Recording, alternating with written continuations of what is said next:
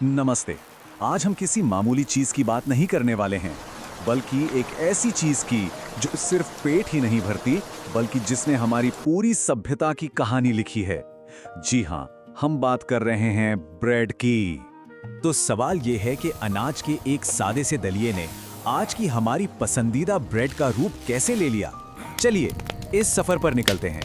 एक ऐसा सफर जो हजारों साल पहले शुरू हुआ, एक बहुत ही दिलचस्प और शायद एक अनजाने में हुई खोज के साथ। तो सबसे पहले समझते हैं कि ये सब शुरू कैसे हुआ। ये कहानी है अनाज के दाने से ब्रेड बनने तक की, और इसकी शुरुआत भी एक इत्तेफाक से हुई।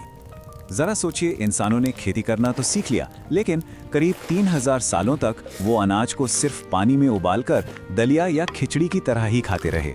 मतलब कोई रोटी नहीं, कोई ब्रेड नहीं। असली गेम चेंजर मोमेंट तो तब आया जब मिस्र में किसी ने अनाज को पीसना सीख लिया। तो सबसे बड़ा फर्क बस यही था, साबुत अनाज और पानी से बनता था दलिया, लेकिन पिसे हुए अनाज यानी आटे और पानी से बनी ब्रेड। ये एक बहुत बड़ी तकनीकी छलांग थी, और ये कोई मशीन से नहीं होता था। पुरानी कलाकृतियों में दिखता है कि मिस्र में औरतें घंटों तक 2 पत्थरों के बीच अनाज को हाथ से पीसती थीं, बिल्कुल वैसे जैसे हमारे घरों में आज भी सिलबट्टे पर मसाले पीसे जाते हैं। तो ठीक है, आटा बन गया, पानी मिलाया और चपटी रोटी यानी फ्लैट ब्रेड भी बन गई। लेकिन वो फूली हुई मुलायम ब्रेड कैसे बनी? कहानी का सबसे मजेदार हिस्सा तो यही है कि ये भी शायद एक गलती से हुआ। सोच कर देखिए, किसी ने आटा गूंथकर ऐसे ही छोड़ दिया और भूल गया। कुछ दिनों बाद जब देखा तो उसमें बुलबुले उठ रहे थे, वो फूल गया था। अब कोई भी उसे खराब समझकर फेंक देता है ना। पर शायद किसी ने सोचा होगा, चलो इसे भी पका कर देखते हैं, और बस दुनिया को मिल गई नर्म, मुलायम और स्वादिष्ट ब्रेड। तो घर में हुई ये एक छोटी सी खोज कैसे एक पूरे साम्राज्य की ताकत बन गई, इसके लिए हमें चलना होगा प्राचीन मिस्र। जब दुनिया के सबसे बड़े अजूबों में से एक यानी पिरामिड बनाने की बात आती है, तो इसके लिए चाहिए होती है एक बहुत बड़ी फौज मजदूरों की, लगभग 1 लाख लोग। अब इतने सारे लोगों का पेट कैसे भरा जाए?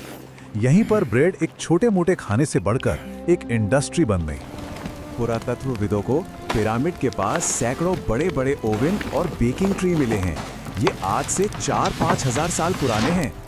इससे पता चलता है कि ब्रेड बनाना एक बहुत बड़े पैमाने पर होने वाला काम था। और सबसे दिलचस्प बात, ये ब्रेड सिर्फ खाना नहीं थी, ये उस जमाने की सैलरी थी। जी हाँ, मजदूरों को उनकी दिहाड़ी के तौर पर ब्रेड और बियर मिलती थी। तो एक तरह से ये कहना गलत नहीं होगा कि इन्हीं रोटियों की ताकत से वो विशाल पिरामिड खड़े हुए। मिस्र से निकलकर ब्रेड की कहानी पहुंचती है एक और महान साम्राज्य तक, रोम। और यहाँ ब्रेड सिर्फ ताकत नहीं, बल्कि सियासत का एक बहुत बड़ा हथियार बन गई। रोम के एक कवि ने लिखा था, जनता को ब्रेड और सर्कस देते रहो और वो कभी बगावत नहीं करेगी।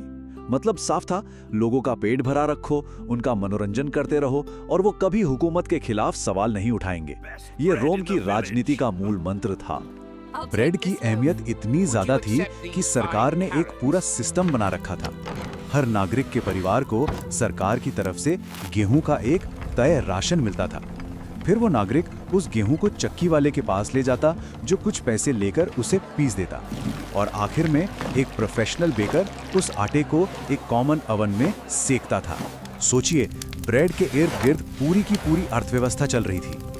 अब तक ब्रेड पेट भरने और सियासत करने का जरिया थी, लेकिन अब कहानी एक बिल्कुल अलग, एक रूहानी मोड़ लेती है। अब ब्रेड सिर्फ खाना नहीं, बल्कि एक पवित्र प्रतीक बनने वाली थी।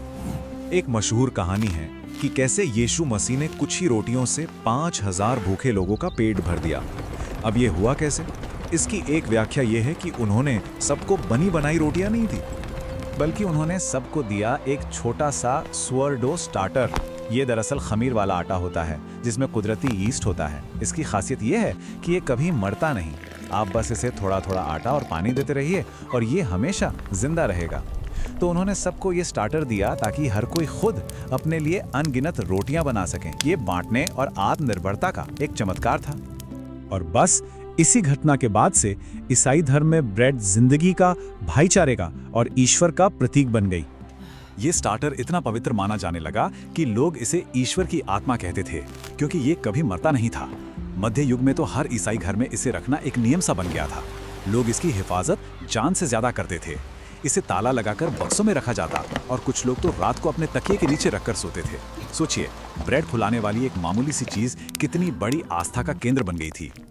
तो चलिए, हजारों साल का ये लंबा सफर तय करके अब हम आज के दौर में आते हैं और देखते हैं कि इस पूरी कहानी की विरासत आज क्या है। आज ब्रेड पूरी दुनिया में खाई जाती है। जर्मनी जैसे देशों में तो ये बहुत ज्यादा लोकप्रिय है। अगर अमेरिका की बात करें तो वहाँ एक आम इंसान साल भर में लगभग 53 पाउंड यानी करीब 24 किलो ब्रेड खा जाता है। तो एक अनजाने में हुई खोज से शुरू होकर साम्राज्यों को बनाने वाली ताकत बनने तक और फिर आस्था का एक पवित्र प्रतीक बन जाने तक, ब्रेड का सफर वाकई कमाल का रहा है।